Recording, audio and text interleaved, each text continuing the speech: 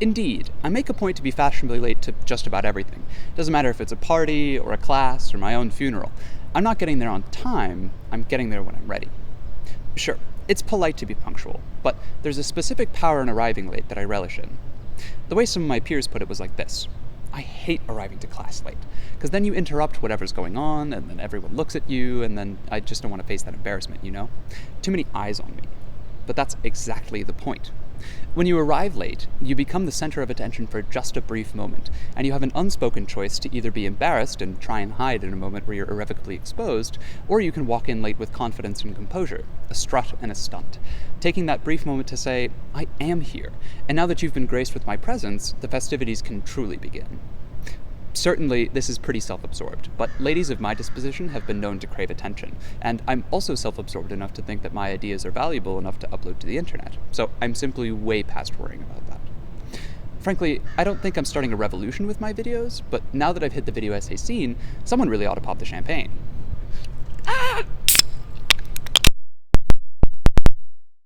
I've acquired a lukewarm G Fuel from the remnants of an indoctrination event in the science building. I wasn't ready for it. And there was also a crow. Oh, you're not going away. Now, obviously, I'm not the first video essayist to hit the platform, nor the second. Rather, I'm more like the essayist that was directed towards the Pentagon, but crash-landed in an open field somewhere in Pennsylvania. Rarely does anyone get to be the first of something, like walking on the moon, or inventing fireworks, or writing a video to your brother, but following every discovery comes a slew of imitators. So, yes, I'll say it plainly and move on so that the elephant in the room can be addressed and dismissed. I am a ContraPoints clone. There's basically nothing I can do about that, other than be myself while growing up on YouTube in her shadow, which is about the best I can manage. So, if you'd like to see 2017 Contra be reincarnated in HD, it might just be your lucky day. I'm actually planning to make a video responding to one of her earlier works, the one concerning degeneracy, because there's much more to that conversation than the 20 minutes she gives us. And besides, who knows, maybe in another 7 years, there'll be a new crop of ambitious transgender fuck-ups trying to use their English degree for something useful and take notes from my videos, but there's no telling for certain. What I'm trying to say is, video essays have been a thing for quite some time now, likely at least a decade, so there's been time for the inception of the genre, the growing pains of infancy, a naive yet auspicious childhood, and a teenage cataclysm. I'm joining this movement of video essays in media res, at a point where there are innumerable futures still left to parse, but with a concrete past that roots us into a discrete lineage. There's a lot to say in regards to the role of middlemen, or more precisely, the people who show up late to the party, but the only thing that's for certain is the fact that they didn't start the fire, and only kept it burning until it died. Today, I'd like to talk about the middlemen, the latecomers, those who keep the conversation going after it's been started by the braver and more foolhardy authors of the past. As you might imagine, there are way more people in the middle than at the beginning or the end, so there's been a wealth of takes on exactly what that means for the middleman, but they give us an idea of exactly why it's valuable to show up fashionably late to the party. Kenneth Burke, aka Rhetoric Jesus, provided an interesting allegory for exactly this situation, and it comes from his Philosophies of Literary Form published in 1941.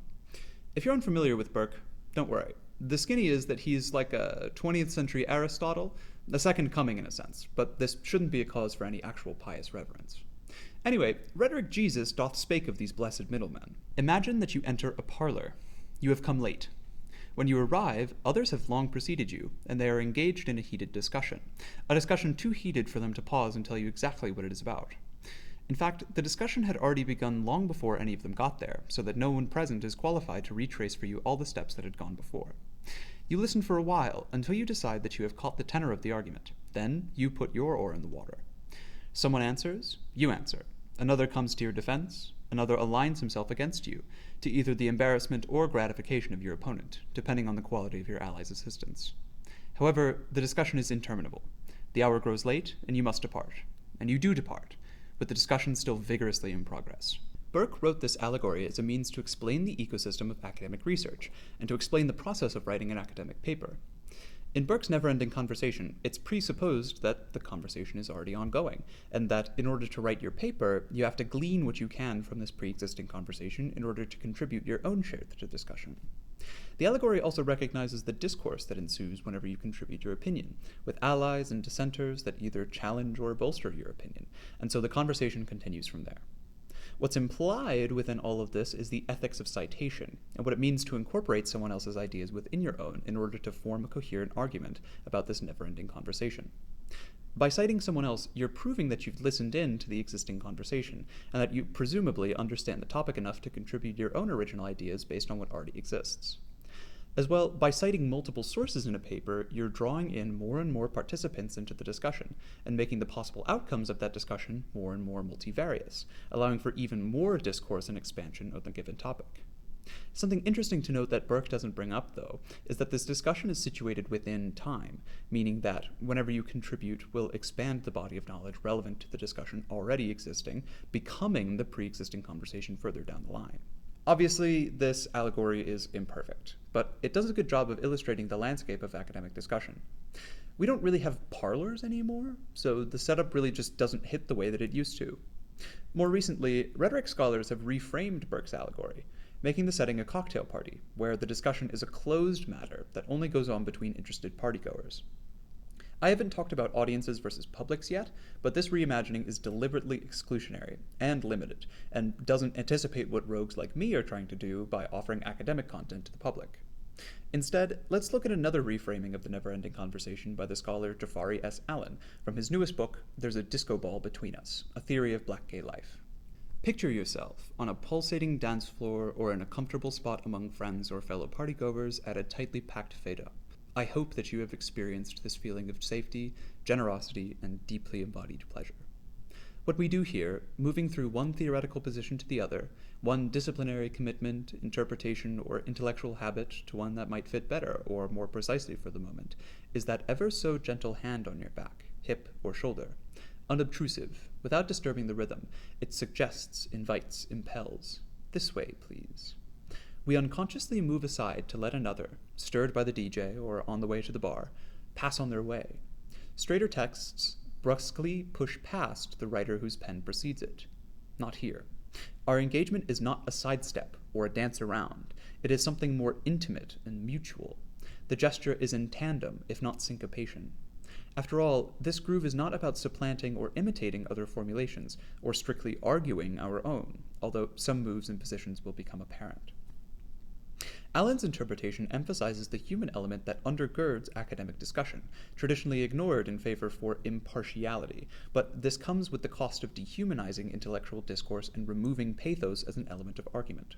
This outlook is directly critical of the overwhelmingly white academic traditions that disregard the reality of humanity, likely giving rise to inhumane theoretical concepts such as capitalism or incarceration, which carry the baseline assumption that the emotional and material needs of typically black and brown people can be destroyed for the means of profit. As a means to rebuke this rhetoric, Allen highlights comfort, intimacy, engagement, and cooperative movement as part of a larger organism of academic discourse that is the dance floor. Instead of a heated conversation, Allen's dance floor is inviting and encourages you to be friendly and get to know the people that you're in conversation with, rather than trying to be the most correct or most clever person in the room. It's more important to feel the groove and to be immersed in the interpersonal reality of it all, being gently guided by those who know the music well, encouraged to be yourself, and speaking your mind while also catching the vibe. Honestly, I prefer Allen's interpretation of academic discourse to Burke's, since it seems to remedy the cutthroat nature of academia and strives to set an example for more humane, diverse, and communally focused research going forwards. With all of that being said, I want to hone in on one particular conversation, one specific groove, and it's the teenage cataclysm of the video essay genre that I mentioned just a bit ago. Undoubtedly, I'm talking about H-Bomber-Guy's 4-hour epic Plagiarism and YouTube, a seemingly endless expose of exactly how widespread and easy it is to plagiarize on YouTube, and how plagiarism often amounts to considerable success for the plagiarist. It's fair to say that YouTube's plagiarism scandal was absolutely massive, reaching site-wide notoriety and even a little mainstream news coverage, not to mention the myriad of responses to the video itself. I mean, that vid has 21 million views. Of course it made a splash when it debuted in December 2023, and continued to send shockwaves through the video essay community in the months following, and up until today. I'm going to be pulling from one such response vid, Zoe B's Plagiarism and the Death of the Video Essay, alongside the original H-Bomb vid, to try and find a groove and work our way through the dance floor step by step in conversation with the people who've already contributed to the pre-existing conversation. As a seasoned veteran on the platform, being active for nearly a decade now, H-Bomber Guy puts it best by saying, YouTube is a beautiful cesspool of inspiration, remixing, riffing, parody. Drawing on existing ideas is a great way of making something new and unique. It's only wrong when you add nothing and try to pretend it was yours in the first place. Just like every other artistic medium, everyone has their influences and inspirations, and indeed, iteration on an idea or theme is what pushes a genre forward. Further, iteration is exactly what's being put on display in the never-ending conversation, and on the dance floor too. As a writer, you're meant to understand the conversation you're walking into, or the groove that's being played, before putting your own spin on it. However, this analogy falls apart pretty quickly. Because YouTubers often project a sense of being scrappy, do-it-yourself amateurs, it feels almost wrong to expect them to be professional. But a lot of them are professionals, regardless how authentic their persona might be. It's true that some YouTubers take themselves and their work seriously, but that's by no means the standard, nor the expectation. YouTube is a bit of a free-for-all, since everyone is allowed to publish, but this also means that literally anyone can become a YouTube figurehead, with a massive following and massive influence. YouTubers are now among the most recognizable faces on the planet and have become immensely wealthy doing this. Some are so influential, we literally call them influencers. This is precisely why the plagiarism scandal is so dire. Any bozo can become America's next top influencer, and unfortunately, being a plagiarist enables that climb to the top in a lot of ways. Primarily, doing a plagiarism cuts down on the time between uploads pretty significantly, boosting their consistency and ability to keep an audience hooked. In her video covering both YouTube and academic plagiarism, Zoe B finds that plagiarism, like I talked about near the beginning, is insidious. It erodes our trust in each other and in our institutions. When it comes out that high-profile academics like Claudine Gay and Neri Oxman have plagiarized in their publications, it makes us question their status and the status of the schools that they work in. As if YouTube's reputation wasn't bad enough already, this plagiarism scandal really pokes a hole in the idea that YouTube is a legitimate medium, since plagiarism undercuts the integrity of the work on YouTube that is specifically meant to be nonfiction and true.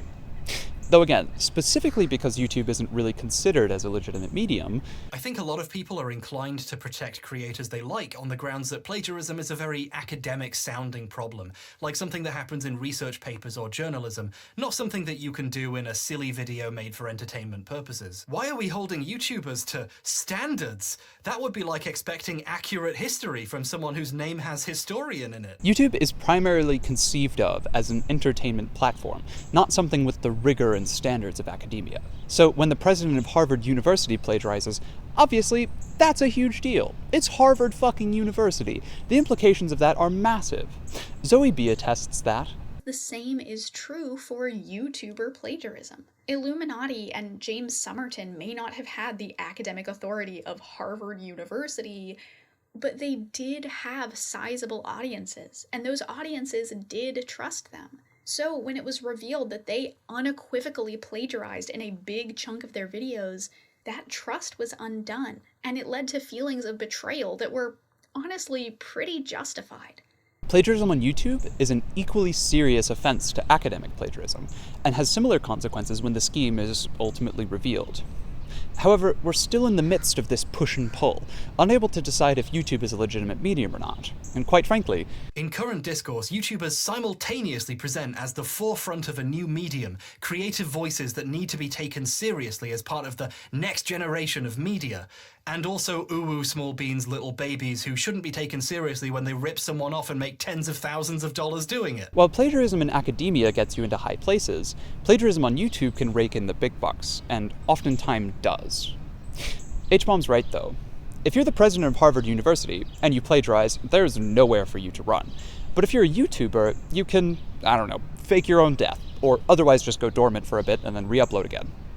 In essence, there's not really a consequence for plagiarizing online, especially since those who do it have huge audiences that, simply by the law of large numbers, contain a contingency of people who will continue to watch their new vids anyway.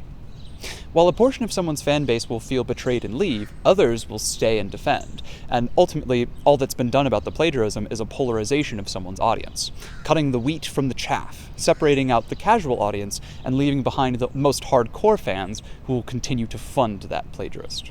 Since plagiarism only seems to really have upsides, aside from the loss of integrity, it's left video essayists scratching their heads as to what to do to solve this problem.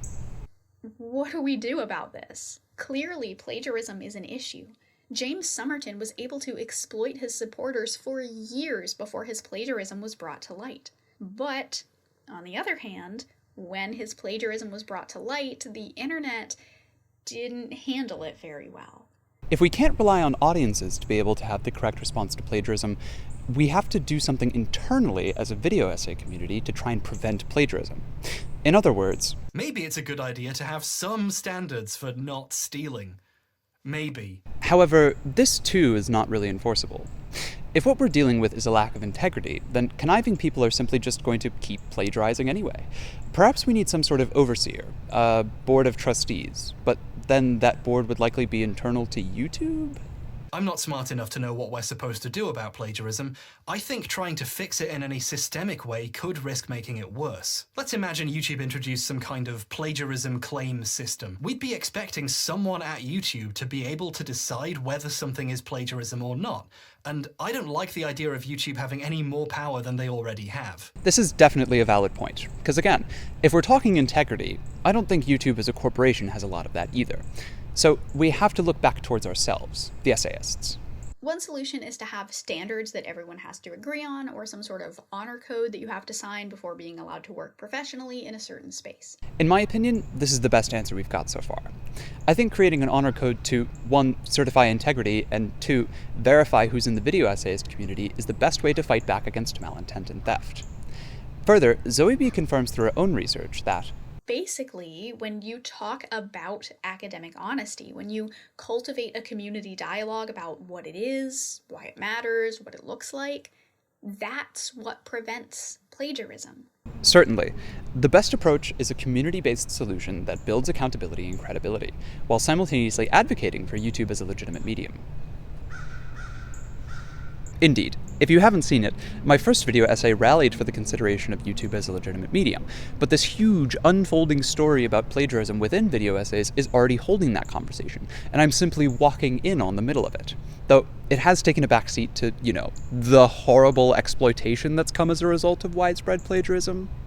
Without a doubt. Video essays are a new frontier, and they are rightly going to have new rules. We should all be debating the merits of putting our sources in the description versus in a separate document. We should be talking about best practices for how to put citations on screen, and we should be sharing our ideas with one another, building our videos from a shared creative space.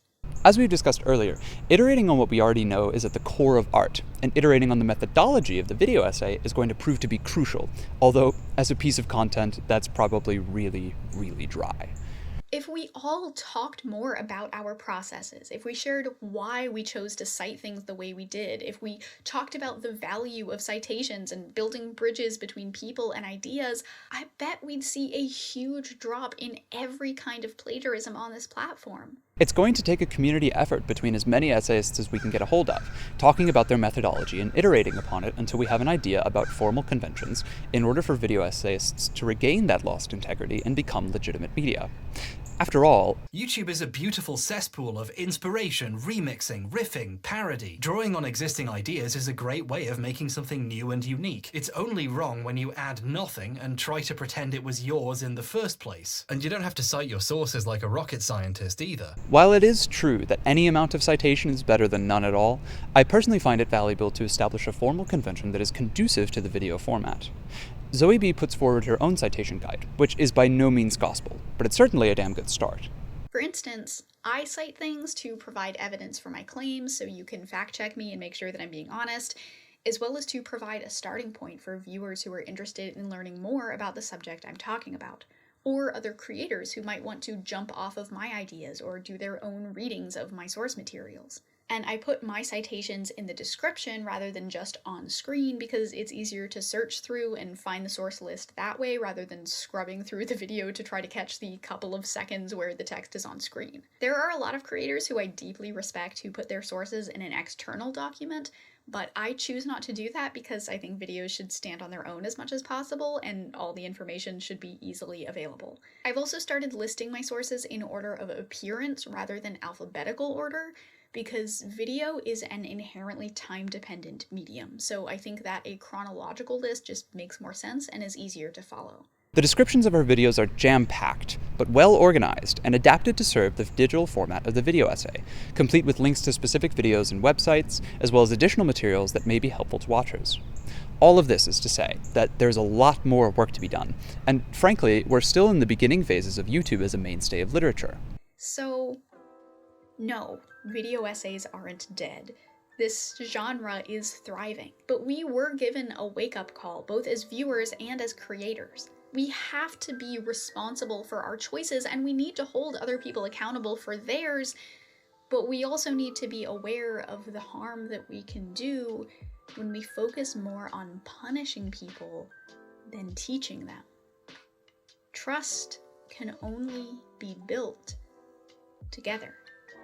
I hold a really firm belief that YouTube is the future of literature, and that the future of information, education, entertainment, and art relies on YouTube to be a stable foundation for digital media. Any and all artists, serious and completely amateur alike, have instant access to global communication and have the ability to somehow make a difference. Opening your web browser and seeing someone who seems to have it figured out, making you feel better and entertaining you, and seeming to attract an audience on this roulette wheel of a planet, that's powerful. There's someone who seems to understand what they're supposed to be doing, and it's working. That's all anyone really wants. Finding success as an artist is one thing, but being an essayist is another. Having an audience means having your voice be heard, and having the ability to change public discourse and affect real-world change through simply sharing your ideas. This is precisely why YouTube plagiarism is on par with academic plagiarism, because public writing has serious impact, and by eschewing the responsibility of that impact, a handful of some of the platform's most well-known essayists have been caught stealing intellectual property of others in order to make themselves look like an authority figure, by any other name. In so doing, these plagiarists steal the work done in the pre-existing conversation as a means of tricking you into thinking that they're an expert, or otherwise, the first person who jumped on a given topic. However, our job as video essayists isn't to say something that no one on the planet has ever heard before. Our job is to gather information, synthesize that information, and then say something about it that only we can say. We're not oracles, we're curators. We make connections using our unique perspectives and backgrounds and interests, and we're lucky enough that people want to hear what we have to say. to be a real success, it starts with being you. Sure, you know, I'm a ContraPoints knockoff, but that's mainly a circumstance of my birth. I'm not giving you her repackaged opinions, I'm giving you my own original content based on my own academic knowledge. Even if that means being less popular or accessible than Contra, I have to pave my own way while acknowledging her as my predecessor, in some sense. Basically, no one knows how to live your life, and you might not either, but the only person who's going to figure it out is you. And you won't find that by trying to be the next that person. You can only be the first of whoever it is that you are. Other people help in small ways, though. They give you pointers to who you could be. In other words, I'm walking into the conversation that Contra started in 2017, learning that groove and making my way across the dance floor with a completely different cohort of people. Besides, I don't exactly aspire to be America's next most cancelable trans. Cheers, and a huge thank you for watching this video. Some say third time's the charm, and I think I'm starting to get the hang of things. I really hope this video made sense. I'm trying out citing other videos within a video, but in the same way that you would just cite textual sources. I know that this video gets really in the weeds about the methodology of essays, but I think fostering a discussion about formal conventions is really important and exactly what was called for, though I have my own thoughts about conforming to those standards, which is its own separate vid. On that note, I'll be delivering one more video for the month of May. Then I'm going to pivot to talking about queer issues all throughout Pride Month, and those should be a little more engaging, or a little spicier perhaps. If you like this video, you're probably an essayist yourself, or at least watch video essays, so give it a like. And while you're at it, why not subscribe? Since I've created a new channel to post on, I've had to resubscribe in a lot of places, but I've also been more lenient throwing subscribes out to other essayists to push them in the algorithm, and doing the same for me would be very generous and much appreciated. And who knows, maybe you're jumping on at the beginning of the next big thing, getting into it before it was cool, etc. Alright, I'll quit yapping. I don't have anything else to say. I think that's all I've got. Peace.